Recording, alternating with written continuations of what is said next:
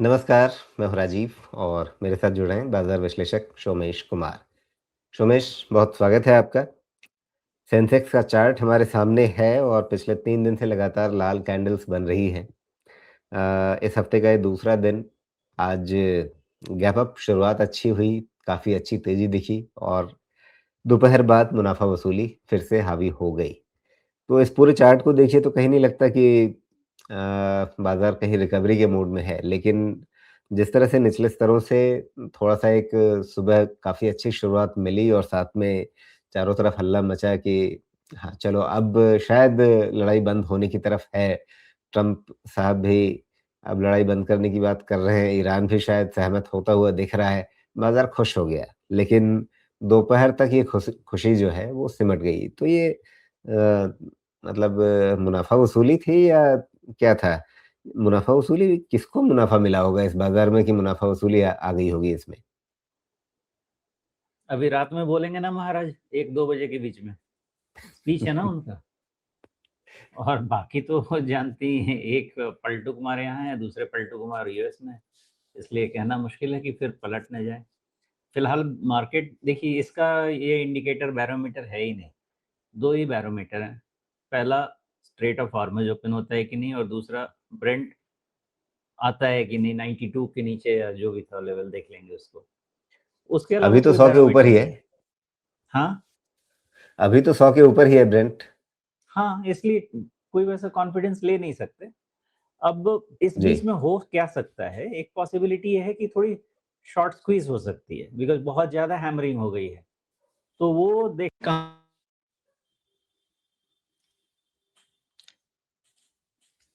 शोमेश, आप म्यूट हो गए हैं।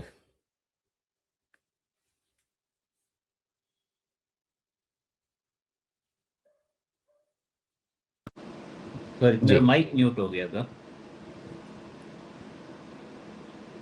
जी, हाँ, तो 2 इंडिकेटर 2 हैं हमारे पास। एक स्ट्रेट ऑफ हॉर्मुज़ ओपन होता है कि नहीं, दूसरा ब्रेंट क्रूड आता है कि नहीं 92-90 के नीचे। अगर वो हुआ, तो फिर समझिए कि सब बाज़ार रीड कर रहा है कि अब शांति होगी। ये चीज़ है कि अभी क्लैरिटी नहीं है कि शांति होगी। अभी 2 हफ्ते तो बोल रहे हैं रहेंगे वहाँ पे, 2 भी हो सकता है, 3 हो सकता है, तो उत्पात मचाने के लिए 2-3 हफ्ता है अभी। इसलिए मैं बहुत कॉन्फिडेंट नहीं हो पा रहा। इस बीच में अगर थोड़ी शांति रही और थोड़ी और होप्स अगर बढ़ते हैं, जैसे अब उन्होंने पूरे यूरोपियन नेशंस को, गल्फ नेशंस को, मिडल ईस्ट को, सबको छोड़ दिया है कि तुम अपना देख लो, एशिया को तुम अपना देख लो, हॉर्मज़ कैसे कराते हो, फिर कैसे तेल लेके जाते हो, बिकॉज़ हमको 20 बिलियन बैरल चाहिए होता है और हम प्रोड्यूस कर लेते हैं। तुम अपना देखो। तो अब ये लोग अगर कर ओपन करा पाते हैं हॉर्मज़ को, तेल सस्ता हो जाता है, तो मार्केट रिकवर करेगा। नहीं, तब तो आग लगी ही रहेगी हमारे लिए, कम से कम एशिया के लिए तो आग लगी रहेगी। तो अब यहाँ से दोनों तैयारी कर लेंगे आज के डिस्कशन में। एज्यूमिंग कि 30 आज क्या है, आज 1 अप्रैल है, एज्यूमिंग 30 मार्च को बॉटम बन गया, मान लेते हैं, तो उसको जी। कैसे रीड किया जाए? नहीं तो फिर क्या हो सकता है? लेवल सी सहारा है, तो पहला 2 इंडिकेटर क्लियर रख लीजिए। ब्रेंट 92-90 के नीचे आना चाहिए, और वो देखता हूँ मैं, ब्रेंट अभी मैंने देखा नहीं है, लेकिन कम से कम उतना आना चाहिए नीचे। और दूसरा हमारा हॉर्मज़ ओपन हो जाना चाहिए। जी। जी। आज 1 अप्रैल है, इसके चलते बहुत सारी जगहों पे वो लॉकडाउन नोटिसेज़ की पीडीएफ फाइल घूम रही थी बहुत सारे सोशल मीडिया में। तो मैंने सोचा ये लॉकडाउन मैसेजेस क्यों आ रहे हैं? वो पीडीएफ फाइल मतलब सरकारी गज़ट टाइप का वो दिख रहा था। फिर तुरंत समझ में आ गया कि आज 1 अप्रैल है। तो कहीं आज सुबह की तेज़ी भी 1 अप्रैल वाली तेज़ी तो नहीं थी? देखिए, अगर ये लोग थोड़ा भी बातचीत के लिए आगे बढ़ते हैं, मान लेते हैं कि जैसे ट्रम्प चाह तो रहे हैं भागना, हो तो बिल्कुल क्लियर है, बिकॉज़ आपने पता नहीं नेतान्याहू का नया पैंतरा देखा सुना कि नहीं, मेरे ख्याल से मेरे से ज़्यादा ही सुना होगा। अब वो उनके आस-पास के पड़ोसी देश जो भी हैं जिनसे ईरान को खतरा है, उनको लेके एक अलग अलायंस बना रहे हैं। इसका मतलब बिल्कुल क्लियर है कि वो भी यूएस से कुछ ना कुछ तो ठन ही है कि यूएस को भागना है, लेकिन उनको लड़ना है, बिकॉज़ उनका अपना इलेक्शन एजेंडा रहेगा। तो कुछ कुछ न कुछ जिसको हम बोलते हैं विरोधाभास भास वो तो है ही यहाँ पे। बट फिर भी मैं ये कहूँगा कि यहाँ से लेके आप 2 हफ्ते तक क्रूशियल समझें। अगर ये 2 हफ्ते तक या 3 हफ्ता समझिए जैसा ट्रम्प कह रहे हैं, अगर ये शांति से निकल जाते हैं, कुछ सुलझ जाता है मामला, तब तो ठीक है। नहीं तो 2-3 हफ्ते के बाद ये ब्रेंट क्रूड हमारे लिए तो गले की हड्डी बन जाएगा। हमारे लिए क्या, पूरे ग्लोब के लिए। अगर 2-3 हफ्ते तक ऐसे ही चलता रहा, मतलब न लड़ाई थमी न इंटेंसिफाई हुई, तो क्या होगा? उससे कोई फ़र्क नहीं पड़ता। आप लड़ क्योंकि कोई तो किसी को परवाह नहीं है ह्यूमन लाइफ की इसमें। लेकिन अगर ब्रेंट नीचे मतलब क्रूड के प्राइस नहीं आते हैं तो बहुत ज़्यादा फ़र्क पड़ जाएगा। बिकॉज़ 1 महीने से हम परेशान हैं, 1.5 महीना अगर हम परेशान रह गए तो इकॉनमी को बहुत नुकसान हो जाएगा। एलपीजी नहीं है, क्रूड नहीं है, एलएनजी नहीं, कुछ नहीं है, तो परेशानी बहुत बढ़ जाएगी। जी। तो फिर वापस उसी जगह पे आते हैं कि इतनी अनिश्चितता के बीच में करना क्या है बाजार में अभी? जो चीज़ सोच रखा है वो चीज़ सबको बता देता हूँ और उस हिसाब से देख के जो भी है इंडिकेशन मेरा ये जो बॉटम 30 मार्च को बन गया वो बन गया। ऑप्शन पे मैं काम कर रहा हूँ। अगर वो गया तो क्या? अब इस चीज़ को समझिए। सोमेश, आपके माइक का कनेक्शन मुझे लग रहा है कि थोड़ा लूज़ है, क्योंकि बार-बार वो अ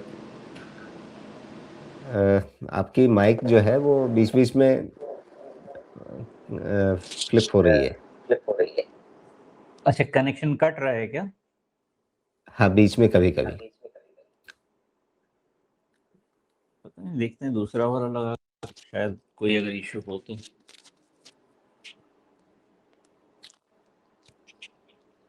बताइएगा अगर कुछ आवाज़ बेटर हो रही है इसमें तो।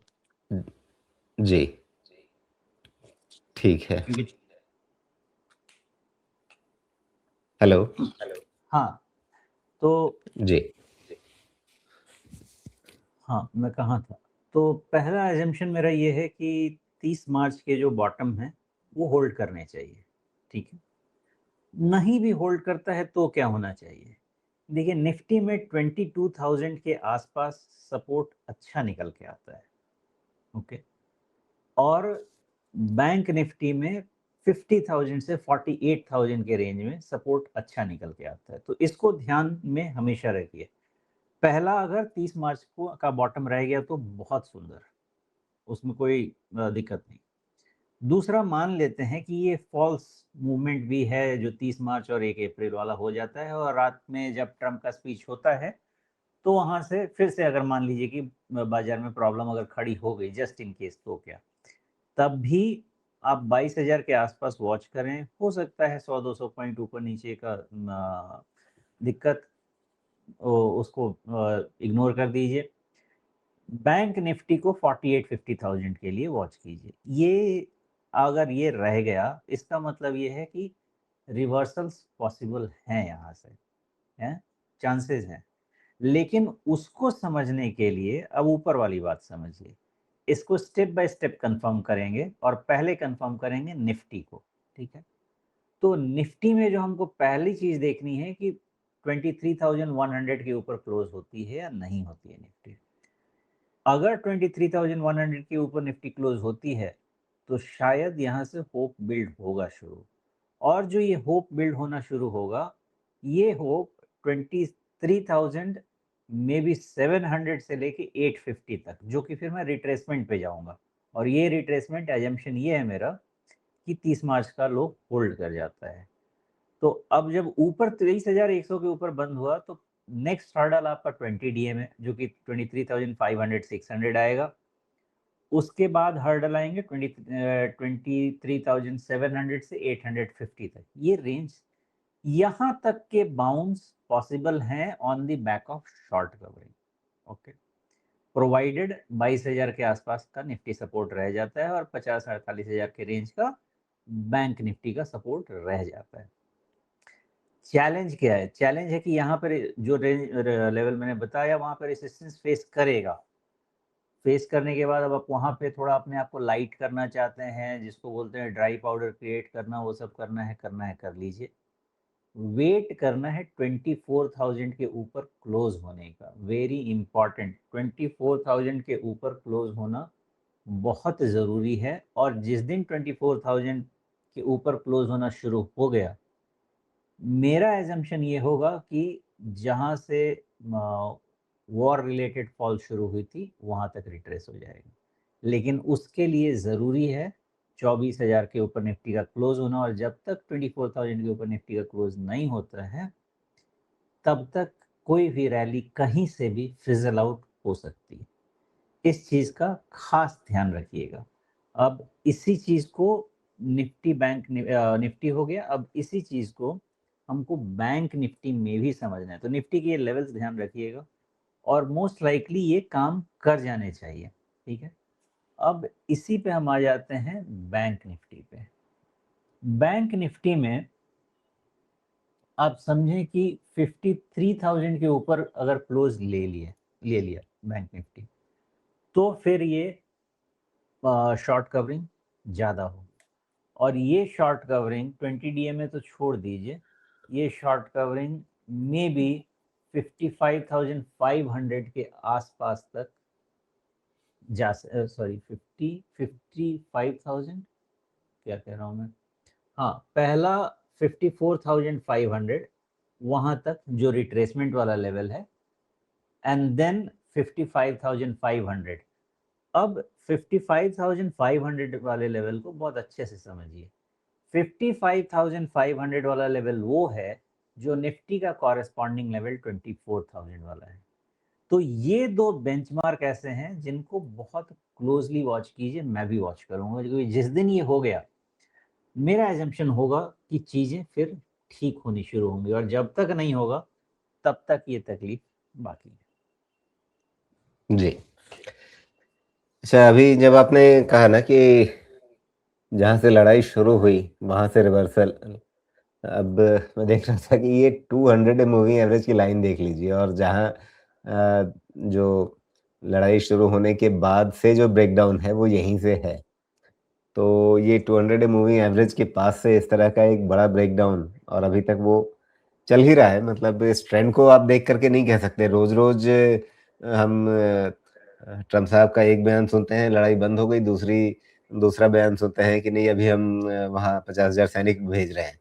तो कोई पूर्वानुमान लगाना तो संभव है नहीं, लेकिन फिर भी अगर आप सिर्फ़ इस चार्ट को देखें, तो कहीं से नहीं लगता है। अगर आप भूल जाइए कि ये निफ्टी 50 है और दुनिया में क्या चल रहा है। आप सीधे किसी चार्ट को देख कर के कहेंगे नहीं, ये तो डाउन ट्रेंड साफ-साफ है, और जब तक ये डाउन ट्रेंड खत्म नहीं होता तब तक कुछ सोचने की ज़रूरत नहीं है। करेक्ट है ना। तो वही डाउन ट्रेंड खत्म होने के लिए हमको 24,000 के ऊपर का क्लोज चाहिए। अगर हो गया जी। तो फिर एक एजम्पशन हो सकता है कि डाउन ट्रेंड खत्म हो गया, उसके पहले नहीं होगा। जी। तो आज की तारीख में वो 23,000 सॉरी 24,000 के ऊपर बंद होने की बात है। हो सकता है कुछ समय के बाद आप शायद इस लेवल को रिवाइज़ कर दें। कर सकते हैं, लेकिन अब अभी तक तो डेटा में वही है। जी। ठीक है, तो निफ्टी के लिए आपने बता दिया और साथ में बैंक निफ्टी का भी ज़िक्र आपने कर ही दिया।